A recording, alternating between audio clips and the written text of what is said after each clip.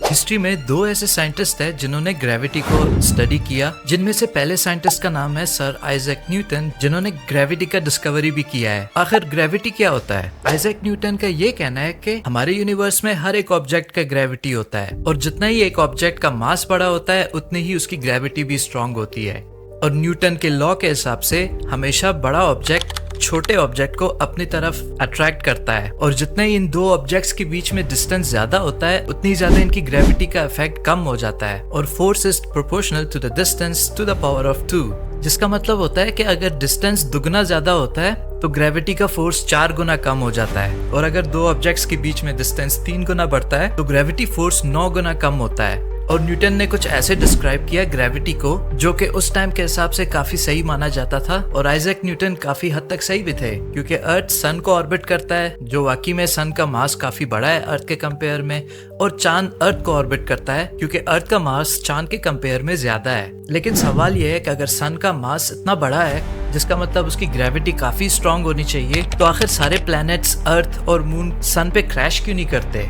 Newton ये जानता था कि जो फोर्स किसी भी ऑब्जेक्ट को जमीन की तरफ अट्रैक्ट करता है वही फोर्स पूरी यूनिवर्स के बाकी ऑब्जेक्ट्स में भी इफेक्ट कर सकता है। और न्यूटन इस नोशन को सपोर्ट करते हुए एक कैनन बॉल का एग्जाम्पल देते हैं। न्यूटन का ये कहना है कि जब कैनन फायर करता है तो बॉल थोड़े से डिस्टेंस के बाद जमीन पे गिरती है, और अगर यही कैनन थोड़ा ज्यादा और फोर्स से फायर करे तो बॉल थोड़ी दूर जाके गिरती है। अगर हम कैनन बॉल में ज्यादा फोर्स डालें तो ये बॉल अर्थ के ऑर्बिट करता रहेगा और अर्थ पे कभी नहीं गिरेगा। और वैसे आज के टाइम हम इसी टेक्निक का यूज करके रॉकेट्स लॉन्च करते हैं और सैटेलाइट्स को ऑर्बिट में भी भेजते हैं। और ऐसे कैनन बॉल का इफेक्ट हमारे चांद का भी है। यही सेम फोर्स हमारे चांद को भी इफेक्ट करता है, जो हमारा चांद हमारे अर्थ के ऑर्बिट करता रहता है बिना अर्थ से टकराए। और सेम इसी तरह हमारा अर्थ भी सन का ऑर्बिट करता रहता है बिना सन से टकराए। न्यूटन का ये कहना था कि ये ऑब्जेक्ट्स फ्री फॉल में है, और क्योंकि यूनिवर्स में ऑब्जेक्ट्स के शेप स्फेयर होते हैं या गोल होते हैं, और जो दूसरे ऑब्जेक्ट उनको ऑर्बिट करते हैं वो हमेशा फ्री फॉल में होते हैं, मतलब कि उनको ग्रेविटी अट्रैक्ट तो करता है लेकिन उस ज्यादा फोर्स की वजह से वो हमेशा ऑर्बिट करते रहते हैं और कभी ग्राउंड को हिट नहीं करते। उस टाइम में इस थ्योरी को वाइडली माना गया, लेकिन यहाँ पे एक छोटी सी प्रॉब्लम है। जैसे कि अर्थ और सन के बीच का डिस्टेंस 150 मिलियन किलोमीटर्स है, तो क्या पॉसिबली ऐसा कोई फोर्स है कि इतने डिस्टेंस के बावजूद भी इफेक्ट करे? रियलिटी यह है दोस्तों कि न्यूटन ने ग्रेविटी को डिस्कवर किया और उसके बाद डिस्क्राइब भी किया, लेकिन ग्रेविटी को न्यूटन ज्यादा जानता नहीं था। और इधर ही एंट्री होती है हमारे दूसरे साइंटिस्ट की, अल्बर्ट आइंस्टाइन की, जिन्होंने theory of general relativity publish किया, जो एक रेवोल्यूशनरी थ्योरी था। इस थ्योरी के हिसाब से हमारे यूनिवर्स में जो स्पेस है वो खाली तो दिखता है, लेकिन वो खाली एक्चुअली होता नहीं है।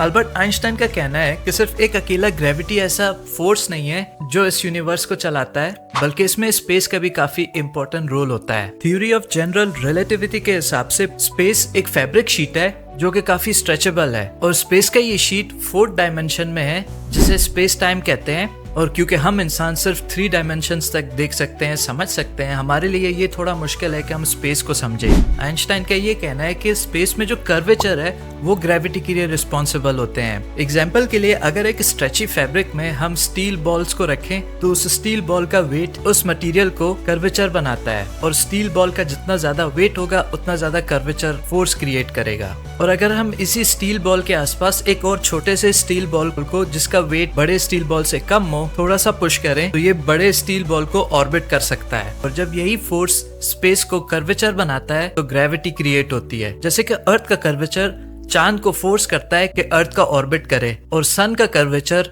अर्थ को फोर्स करता है कि वो सन को ऑर्बिट करे। अल्बर्ट आइंस्टाइन अपना थ्योरी पब्लिश करने से पहले ये सब अपने दिमाग में सोच के एक्सपेरिमेंट किया था, जिसके बाद वो मैथमेटिकल इक्वेशन में काम करते हैं, प्रूफ करते हैं कि हाँ ये पॉसिबल है। अकॉर्डिंग टू फिजिक्स, अगर कोई आदमी बिल्डिंग से गिर रहा है या स्पेस में फ्लोट हो रहा है, उन दोनों केस में उस आदमी को कोई फोर्स महसूस नहीं होगा, उसे पता भी नहीं चलेगा कि कोई ग्रेविटी उसको खींच रहा है अपने साइड। अब एग्जाम्पल के लिए वही इंसान जो स्पेस में फ्री फॉल फ्लोट कर रहा है, उसको एक लिफ्ट में बंद कर देते हैं, और अगर उस लिफ्ट के नीचे हम एक इंजन लगाएं जिससे लिफ्ट को बूस्ट मिले 9.8 मीटर पर सेकंड की स्पीड से, और 9.8 मीटर पर सेकंड की स्पीड ग्रेविटी का स्पीड है यहाँ अर्थ पर, तो उस केस में ये इंसान बहुत जल्दी लिफ्ट के ग्राउंड से टकराएगा। और क्योंकि एक्सटर्नल फोर्स आ रहा है इस लिफ्ट के नीचे से जो हमने इंजन लगाया हुआ है, अब इस इंसान को ग्रेविटी फील हो सकता है। क्योंकि लिफ्ट कंटिन्यूअसली मूव होता जा रहा है और यही एक्सेलरेशन ग्रेविटी कॉज करता है, सेम जैसे अर्थ का एक्सेलरेशन अर्थ पे ग्रेविटी कॉज करता है।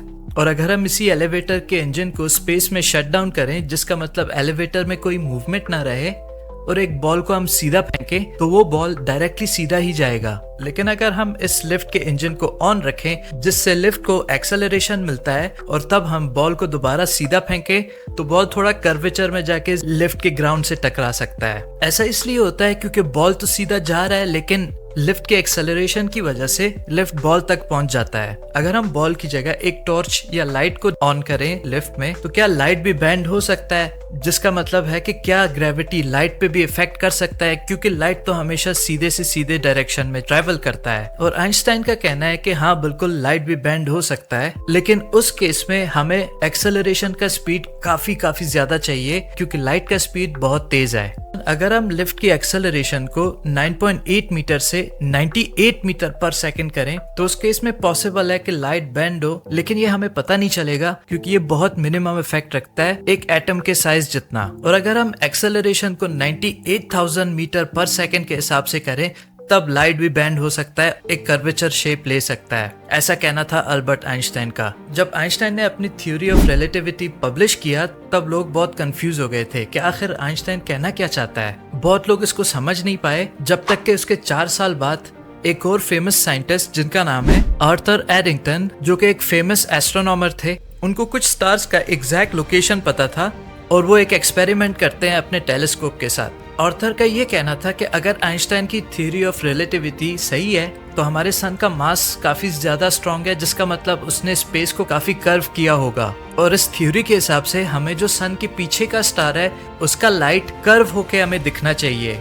और ये वेट करते हैं जब तक सोलर इक्लिप्स होता है और अपने टेलीस्कोप से स्टार्स को देखने लगते हैं। और उनके सरप्राइज में जिन स्टार्स का लोकेशन सन के पीछे होना चाहिए वो विजिबल हो जाता है उनको, और उन स्टार्स का लाइट इनके टेलीस्कोप तक पहुंचता है। इस एक्सपेरिमेंट से ये प्रूफ हो जाता है कि इवन लाइट को भी ग्रेविटी इफेक्ट कर सकता है और बेंड कर सकता है। और यही से ब्लैक होल का थ्योरी भी स्टार्ट होता है, जिसमें आइंस्टाइन का कहना ये है कि ब्लैक होल एक ऐसा ऑब्जेक्ट है हमारे स्पेस में जहां से इवन लाइट भी एस्केप नहीं कर सकता, क्योंकि ब्लैक होल का ग्रेविटी काफी स्ट्रॉन्ग है। और ब्लैक होल्स काफी सालों के बाद प्रूफ हुआ। वैसे मैंने एक डेडिकेटेड वीडियो ब्लैक होल्स और व्हाइट होल के बारे में बनाया है, तो अगर आपने देखा नहीं है जरूर चेकआउट करना। फ्रेंड्स, जैसे कि मैंने लास्ट वीडियो में प्रॉमिस किया था कि 2 अमेज़न के गिफ्ट कार्ड्स मिलेंगे जो कमेंट में अमेज़न लिखेगा, तो चलिए देखते हैं कि आज कौन से वो 2 लकी विनर है जिनको अमेज़न का गिफ्ट कार्ड मिलने वाला है इस वीडियो में।